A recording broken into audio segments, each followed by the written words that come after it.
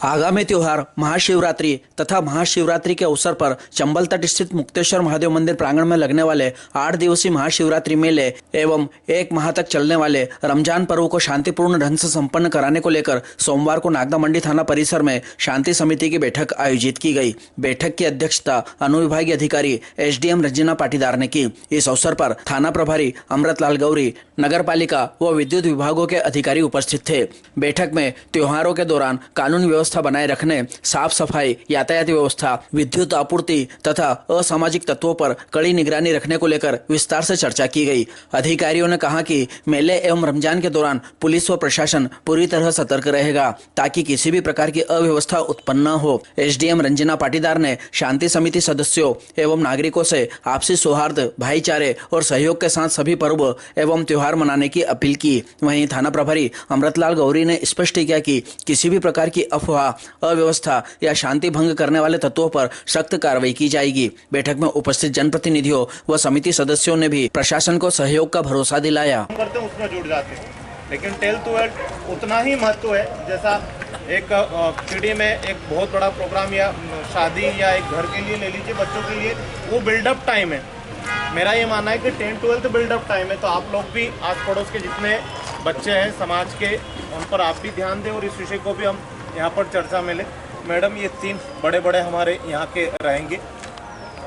सबसे पहले तो महाशिवरात्रि की अग्रिम बधाई सभी को। 14 फरवरी से लेकर 21 फरवरी तक हमारा मेले का आयोजन है 8 दिवसीय। तो मेरा आपसे ये कहना है कि जो बड़े प्रोग्राम हमारे होंगे उसमें अतिरिक्त बल हमारा रहे। एक चीज़, दूसरी जो हम ये झूले लगते हैं वहाँ पर हम जो चौकी बनाते हैं उसे थोड़ा बड़ा किया जाए। तीसरा, जो हमारा कंट्रोल रूम रहता है मंदिर के वहाँ पर भी सभी के नंबर जो जिसकी ड्यूटी रहे वो नंबर सभी को दिए जाए, अधिकारियों को और नाम समेत, ताकि हमें पता रहे कि किसकी ड्यूटी वहाँ पर मौजूद है।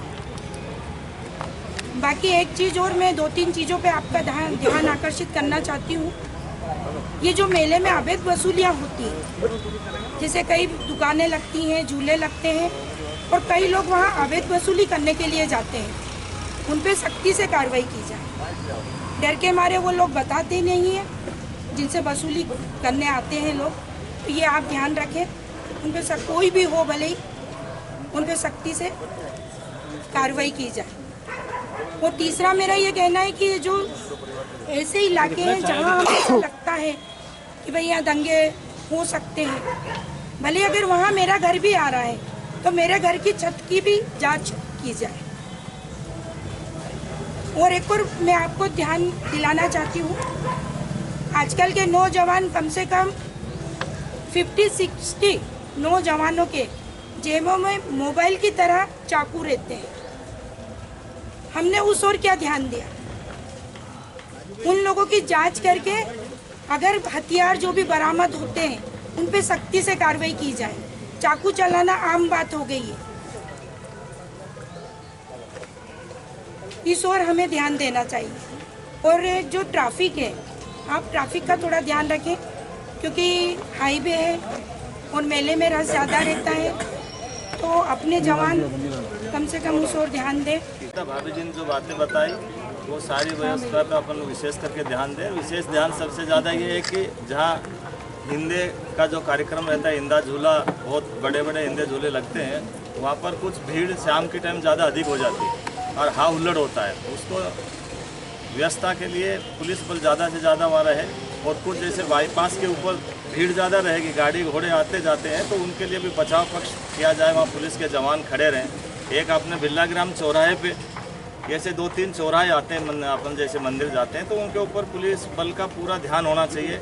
और मेले में भी पुलिस बल पूरा अच्छा रहे ताकि आप बाहर से भी बुला सकते हैं। जैसे अगर मान लो ये जो गलत करते हैं उन्हें हमें बिल्कुल सख्ती से सज़ा देना चाहिए। अगर उसमें मेरा बेटा भी हो तो उसे भी सज़ा मिलना चाहिए। और कई बार ये हम भी नागदा में ही रहते हैं, गलत लोगों के लिए अगर किसी के भी फ़ोन आते हैं तो फ़ोन भी उजागर करना चाहिए कि भाई इस व्यक्ति का फ़ोन इस व्यक्ति के लिए आया है। कई बार ये होता है गलत लोग छूट जाते हैं और बेगुनाहों को सज़ा मिल जाती है। तो कम से कम हमें इस ओर ध्यान देना चाहिए। और सभापति वगैरह भी बैठे हुए हैं, सब यहाँ अध्यक्ष उपाध्यक्ष सब बैठे हुए हैं। मेरा निवेदन है कि मेला लगने वाला है और नगर का सबसे बड़ा मेला शिवरात्रि पर्व यहाँ पर मनाया जाता है। और आवारा मवेशियों की हालत नागदा में इतनी बेकार हो रही है, उनको पकड़ने की व्यवस्था आवारा मवेशियों की, अपन हमेशा मीटिंग में बात करते हैं, शांति समिति की मीटिंग में हमेशा आवारा मवेशियों की बात होती है, लेकिन उनको कोई पकड़ा नहीं जाता है। बाजार में इस तरह से सांडों का और व्यवस्था है कि आए दिन बाजारों में लड़ते रहते हैं और कई घटनाएं होती रहती है। तो मेरा निवेदन है, सभी यहाँ लोग बैठे हुए हैं और अपन हमेशा इस चीज़ पे चर्चा करते हैं, लेकिन अमल नहीं होता उस पर। इसका एक प्रयास करने किया है अपने यहाँ, जैसे नागदा में ग्रामीण क्षेत्र में 11 गौशालाएं जो मनरेगा की बनी हुई है, उसमें कुछ काम बाकी थे। संभवतः 14-15 तक का सीओ साहब ने समय लिया था और अभी वो भी चूँकि हमारे AERO भी है तो वो भी इलेक्शन में लगे हुए हैं, तो संभवतः उसमें लगभग काम कंप्लीट हो गया है। इसमें मैंने अपने अध्यक्ष जी और CMO साहब वगैरह सबके साथ एक बैठक भी की थी। तो अपना प्लानिंग ये है कि इस टाइप से हम लोग जो पशु है, गाय गोवंश ज़्यादा है तो उनको फिर अपन समन्वय बना के ग्रामीण और नगरीय क्षेत्र का उन गौशालाओं में शिफ्ट करेंगे बहुत जल्दी। इसकी लगभग अपन ये चाह रहे हैं कि ऐसा ना हो कि एक बार छोड़े और फिर उनको वहाँ भी कोई तकलीफ हो। गौशालाएं लगभग कंप्लीट हो गई, छोटे मोटे काम बाकी, कहीं लाइट का है, कहीं गेट का, इस टाइप का, कहीं पुताई बाकी है, तो वो भी लगभग उन्होंने 15 तक का बोला है सीओ साहब ने कि 14-15 तक, क्योंकि इलेक्शन में भी लगे हैं और इधर भी टीम लगी है, 15 के बाद इसको हम लोग करेंगे, क्योंकि इसको व्यापक तौर पर बड़े तौर पर करना पड़ेगा। और सीधी सी बात है, सीधा सा मैसेज, जो गाय पालना चाहता है, बिल्कुल हम भी गौ भक्त, ऐसी कोई बात नहीं है, अपने घर में पाले, बिल्कुल उनकी सेवा करें, और जो नहीं कर सकता है वो गौशाला में भेजे। गाय माता या तो घर पे रहेगी या गौशाला में रहेगी, सड़क पे नहीं रहेगी। ये बात आप लोग भी अपने स्तर से बता दीजिएगा सबको, क्योंकि फिर हम सख्ती करेंगे, हम बिल्कुल नहीं छोड़ेंगे। और मैं किसी का फ़ोन अटेंड तो करूँगी, पर सुनूंगी किसी की नहीं, ये भी मैं आपको बता दे रही हूँ। संभवतः 15 के बाद बहुत जल्दी हम लोगों का एक मीटिंग होगी।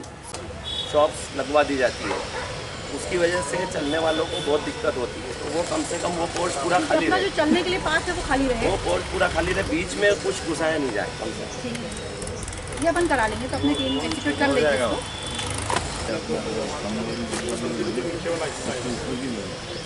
परिस्थिति में भद्रकाली मंदिर के सामने किसी भी परिस्थिति में यहाँ सर चाहे अधिकारियों के हो या बिल्कुल बिल्कुल ऊपर तो कोई वाहन जाएगा ही नहीं।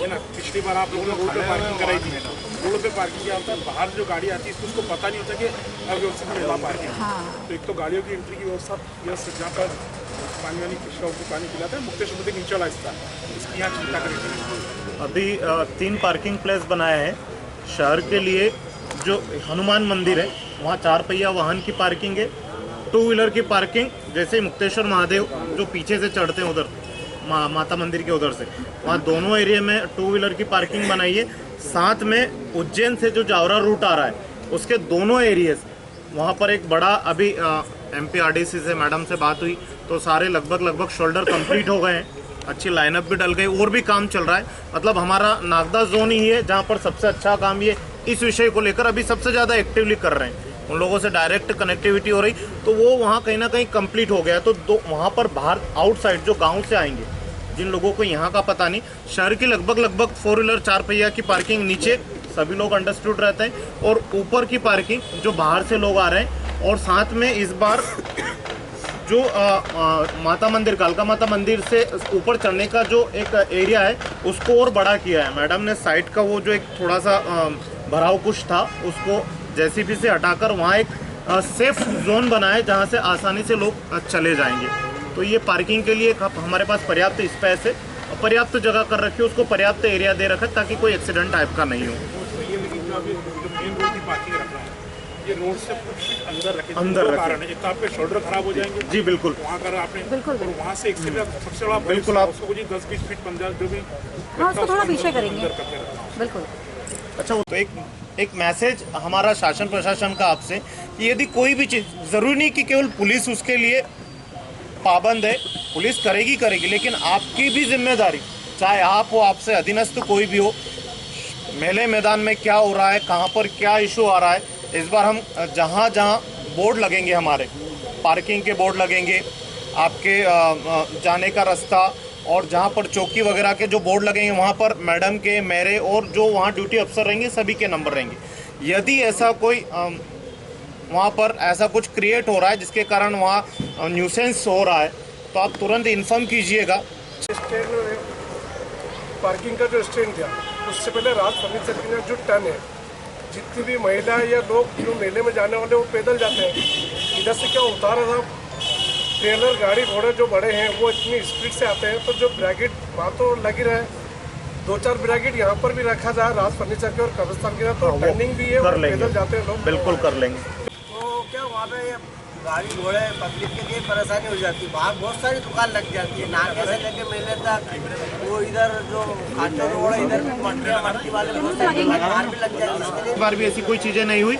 इस बार टावर थोड़ा हाइटेड रहेगा, मतलब एक व्यक्ति हमेशा टावर पर बैठा रहेगा और वो पूरा लगभग मेला कवर कर सके, ऐसी व्यवस्था कर रहे हैं वहाँ। और जो परंपरागत होता है वो यथावत रहने दें। जी, कोई नई व्यवस्था नहीं कि उधर लगती है दुकान है तो वो हटा दें। नहीं, ऐसा कुछ नहीं। अपनी सुविधा के लिए उस व्यवस्था को परेशान नहीं करे, वो भी रोजी रोटी कमाना है। अपन थोड़ा और आगे व्यवस्था बना दें, ये जरूरी नहीं है कि उनको हटाए।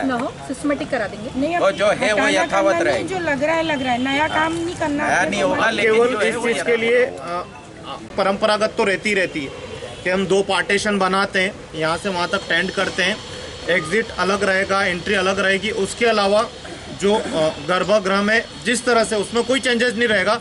हर व्यक्ति आराम से वहाँ पर बिलपत्र जल वगैरह जो भी उनको अर्पित करना वो करें, तो हम वहाँ पर्याप्त व्यवस्था देंगे। और कोई उसमें सुधार आप चाहते हैं या कोई एडवाइस के और इस चीज़ पर भी अमल किया जाए शासन प्रशासन को? नहीं, वो उस दिन तो सही है भैया, क्योंकि नाइट में ही अपने को व्यवस्था देखना पड़ेगी। 3 या 4 बजे से ही भीड़ चालू हो जाती है वहाँ पर, गर्भगृह में जल अर्पण के लिए लग जाते हैं। बस ये है कि आने वाले अपने जो भी श्रद्धालु है उन्हें कोई तकलीफ ना हो, व्यवस्था अपनी ऐसी रहे कि उन्हें तकलीफ ना हो। जो मेले की बातचीत मैंने कही है, थोड़ा सा निवेदन है कि ये जो पुल के ऊपर से तेज गति से जो ट्रैफिक आता है, अगर इसका आप विचार करें कि पुरानी रोड है उसके ऊपर से ट्रैफिक कर दें, तो ये मेले के अंदर जो है रुक के अपन वाहनों को कन्वर्ट करने लग जाएंगे। वे दाएं फोर से नहीं आएंगे, ये एक बिंदु इस पर आप हो रहा है। और जो आपने साइकिल स्टैंड दिया और ये महिलाओं के इधर है ना, तो इधर मतलब आप दे देंगे तो जगह आप लोग बहुत मिल जाएगी। जो ट्रैफिक के ऊपर मतलब दबाव कम हो जाएगा। पुराने रोड से अगर आप दे दें तो एक एक करके छोड़ देंगे उनको। ये फोर्स किया जाता है क्योंकि क्राउड बहुत ज़्यादा रहता है, तो वहाँ पर इतने बैरिकेड्स लगेंगे। जैसे प्रतिवर्ष जो बैरिकेड रहते हैं, हम और भी कम से कम 200 इसमें इंजन वगैरह का उपयोग करते हैं। कई बार क्या होता है इंजन से एक्सीडेंट होते हैं, या उसकी ड्रिल ढीली हो गई, या उसके गियर वगैरह में कोई कमी है, तो कम से कम झूले वाले जो स्टार्ट करें उससे पहले नगर पालिका टेक्निकल रिपोर्ट उनसे नहीं 3 बार चेक इन होगी।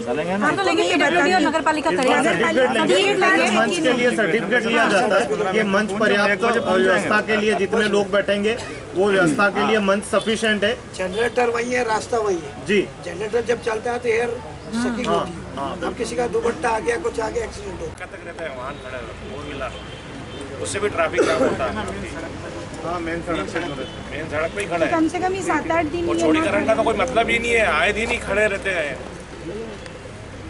ये बीमा और फिटनेस जो होता है इनका कोई भी नहीं करता है, इसको थोड़ा इस पर भी ध्यान दिया जाए।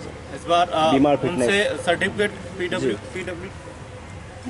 बता दिया, मकवाना जी करेंगे, बता दिया। मकवाना पिछले साल भी सर्टिफिकेट लेंगे, नगर पालिका ने पत्र भी जारी कर दिया और वो करेंगे चेक। सर्टिफिकेट लेंगे। सभी मस्जिदों में रात को इबादत होती है, लगभग 10 बजे 11 बजे तक तरावी। अरे सुन लो, 10 या 11 बजे तक तरावी की नमाज सभी मस्जिदों में होगी। गाँव में भी होगी, शहरों में भी, जहाँ जहाँ मस्जिद है। वो सुबह 4 बजे से शहरी का टाइम हो जाता है, सायरन बजेंगे बराबर, रोजा हफ्ता के टाइम शाम को भी बजेंगे। और विशेषकर मस्जिद रोड पर शाम को अफ्तारी के टाइम इतना रश हो जाता है कि वहाँ निकलने की जगह नहीं होती। एक तो क्या है, हमारा सराफा बाजार वहीं है, सारी मोटरसाइकिल वहाँ पर लगी हुई है। उसके बाद फिर 2 व्हीलर और 4 व्हीलर अगर वहाँ जाते हैं तो सारा ट्रैफिक जाम होता है और विवाद की स्थिति बनती है। तो उस विवाद की स्थिति को टालने के लिए हर साल 4-5 बजे से हम 2 व्हीलर के अलावा 3 व्हीलर 4 व्हीलर का ट्रैफिक मस्जिद रोड पर बंद कर देते हैं। वो 7 बजे तक बंद रहेगा ताकि कोई विवाद ना हो, ट्रैफिक व्यवस्था सुचारू रूप से चलती रहे।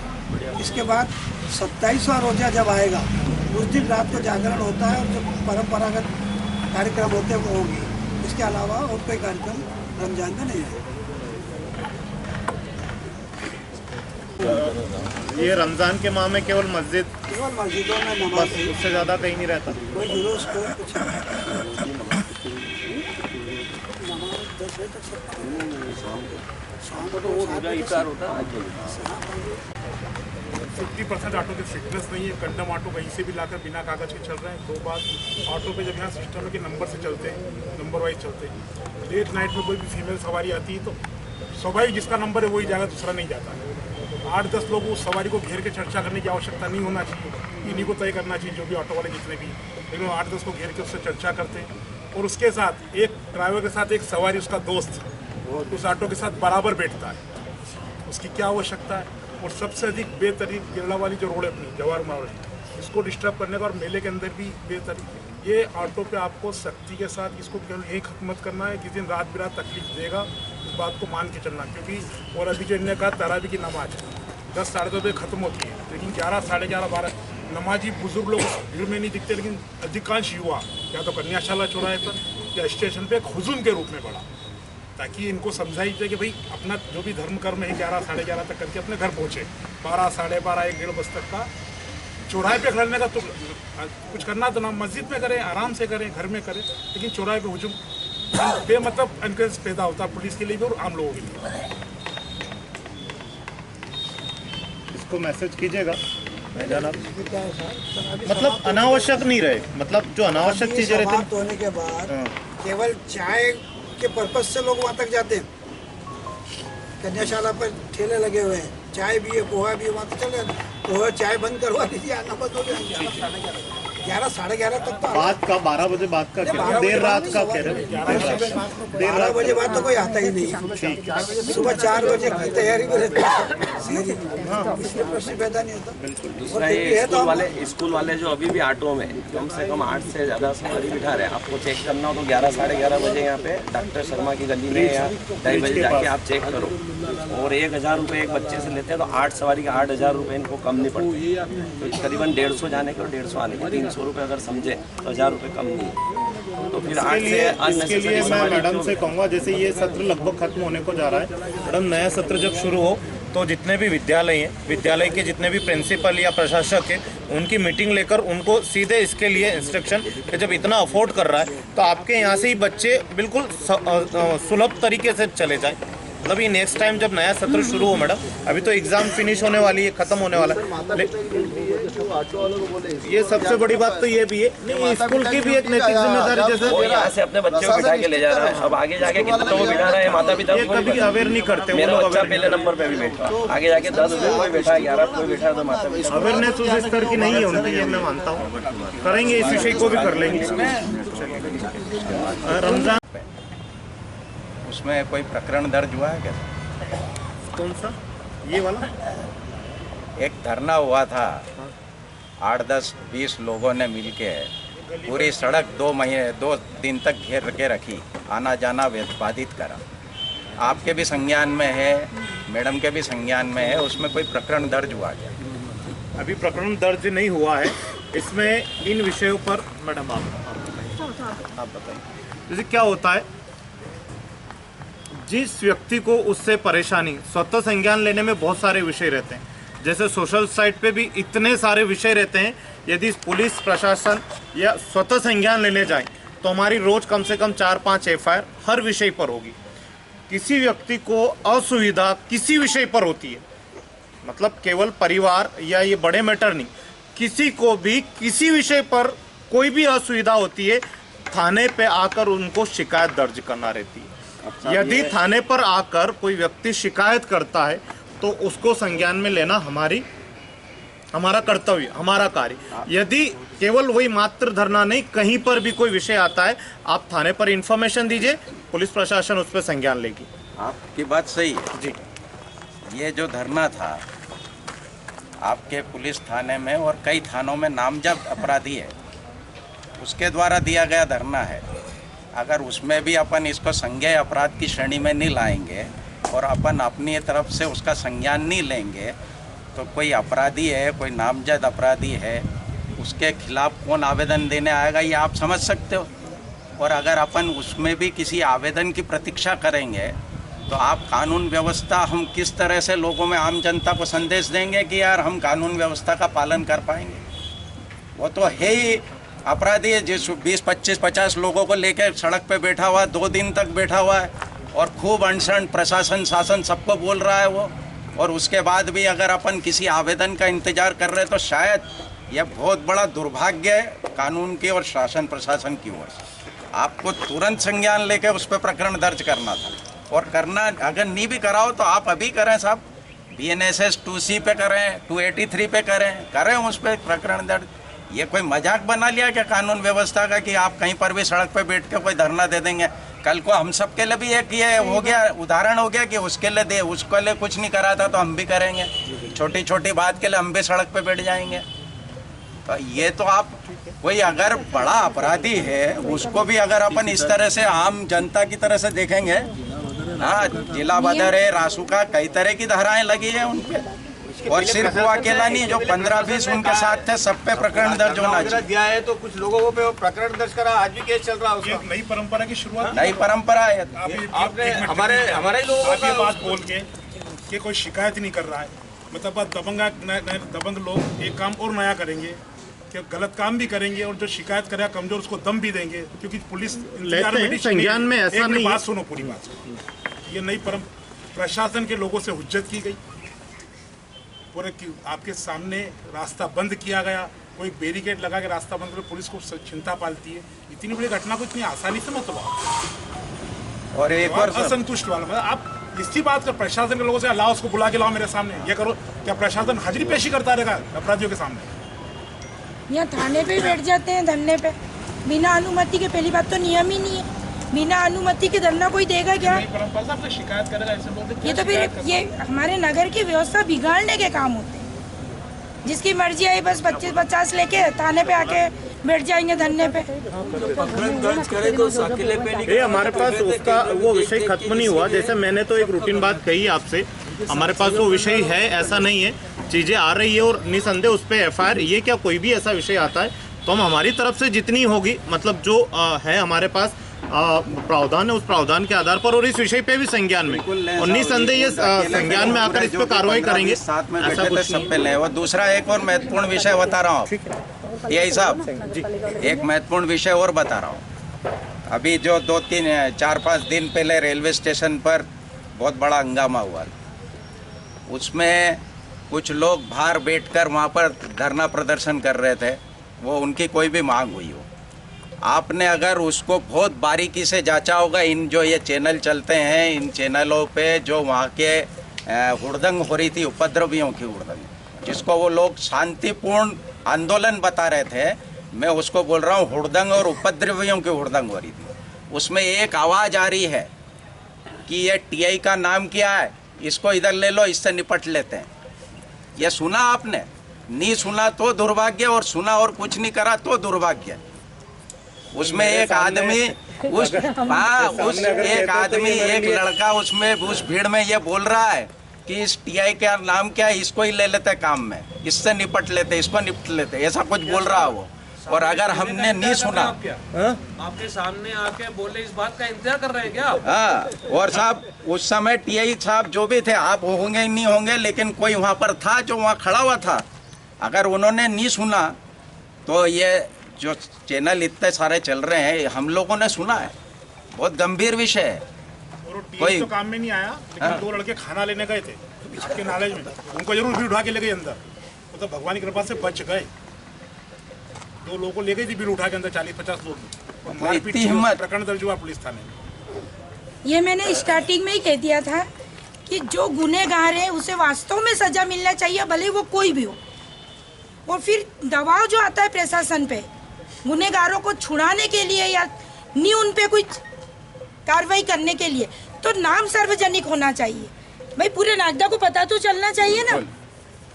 वो चीज हुई, उसके बाद जो है अभी भी मरहम लगा रहे हैं, या आप अलग के एक विषय आपने बता दिया, लेकिन जो दूसरा विषय हुआ था उसके बाद और जो प्रशासन की कार्रवाई हुई, उसमें कई लोग अभी भी महरम लगाकर घर बैठे होंगे, वो नहीं दिखा है, एक अलग बात है। और निसंदेह आपसे ही कह रहे हैं, लेकिन भीड़ जब भी आती है तो भीड़ में ऐसे ही व्यक्ति बहुत कम रहते हैं जो अच्छे से बात करेंगे। भीड़ में वही व्यक्ति आते हैं जो सही ढंग से पैदा भी नहीं होते, है ना, आधे अधूरे पैदा होते हैं और आधे अधूरे पैदा होकर वो इन शब्दों को कहते हैं। उनको यही नहीं पता है, अच्छा यही तो ठीक है, उनके बाप को भी नहीं पता है कि मेरी औलाद कहाँ है। तो भीड़ में वो हिस्सेदार रहते हैं, उनका कंट्रोल अगर पेरेंट्स करते ना तो भीड़ का हिस्सा कभी भी नहीं रहते।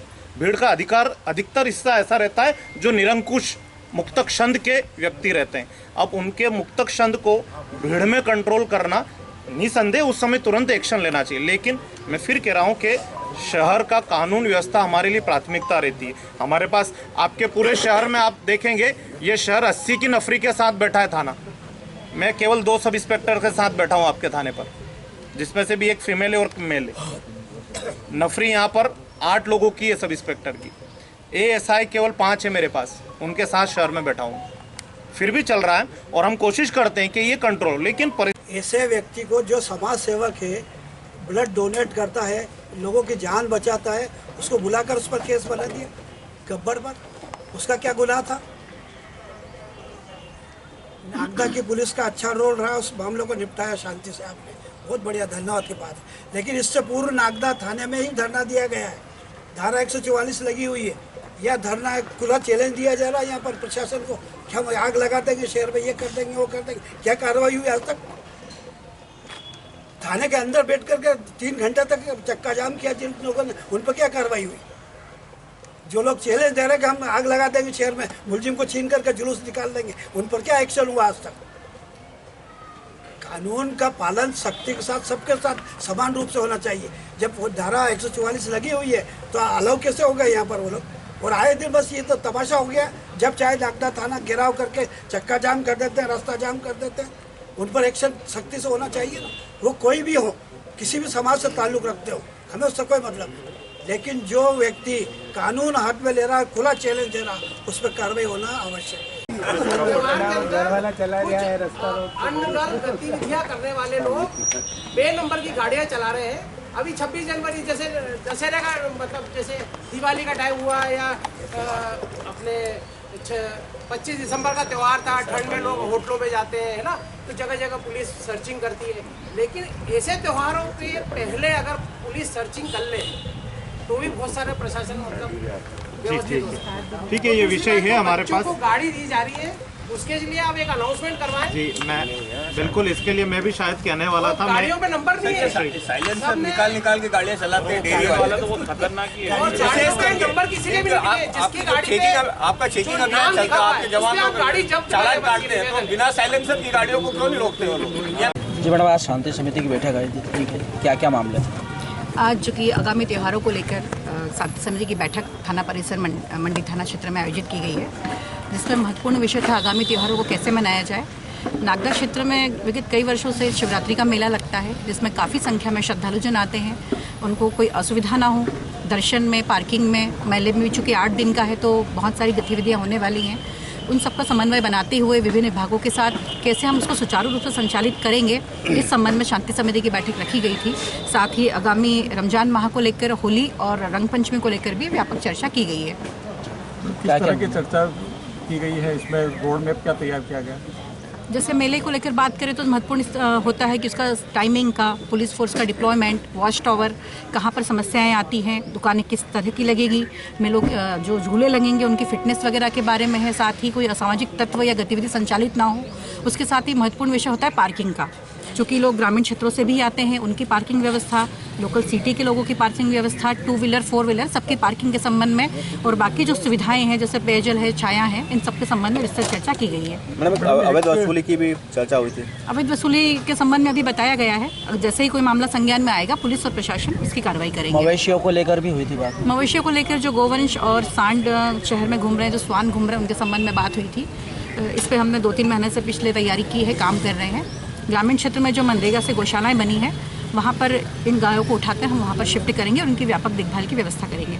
इससे हटके भी कुछ बातें हुई थी जिसके अंदर कोई धरना प्रदर्शन हुए थे तो उनके ऊपर कार्रवाई करने की बात थी। ठीक है, उन पर हम विचार कर रहे हैं, वरिष्ठ अधिकारियों से चर्चा करके जो भी होगा उचित कार्रवाई की जाएगी। मैडम, मेले के अंदर एक रतलाम फाटक है जहाँ पे एक शराब की भी दुकान है, तो उस पर किस तरह से रखाएगा? क्योंकि वहाँ से महिलाएं, बच्चे, काफ़ी लोग तादाद में जाते हैं 8 दिन का मेला शिवरात्रि का। मैं एक्साइज वालों से बात कर लेती हूँ, वहीं बैठ के शराब भी पीते हैं वहीं। अगर वहाँ पर है तो उसको हम टाइमिंग मैनेज करेंगे उसका, आबकारी वालों से बात करके उसको नियोजित मैडम हर करेंगे। वर्ष की तरह इस वर्ष भी बिना फिटनेस और बीमा के झूले दौड़ेंगे या लगाम लगेगी? नहीं, इस बार हमने नगर पालिका से PWD को पत्र लिख दिया गया है और नगर पालिका की इंजीनियर और PWD दोनों मिलकर उनका फिटनेस चेक करेगी और सर्टिफिकेट जारी करेगी। Thank you.